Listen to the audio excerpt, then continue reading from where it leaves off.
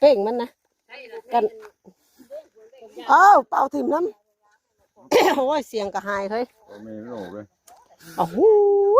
เบิ่งก่อนพี่น้องเอ้ยงามก็กระเรียแท้นี่พี่น้องเขาก็ช่วยอยู่นี่อ้าวเป็นผู้ชายก็สั่งเฮ็ดเป็นแท้นี่บ่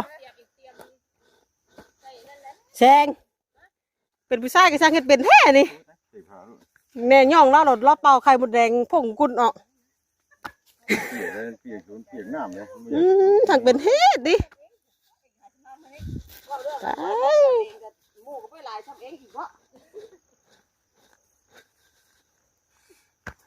บ่ให้ปัดเลยสิกับเมนบ่ครบหน่อยเนาะอยู่นู่นผู้คุณกะโหลกปะลงมาแล้วสิมีแสงเพิ่นยังได้หลายเฮ้ยเฉพาะเพิ่นจึงอยากเมื่อใช่งูเดือม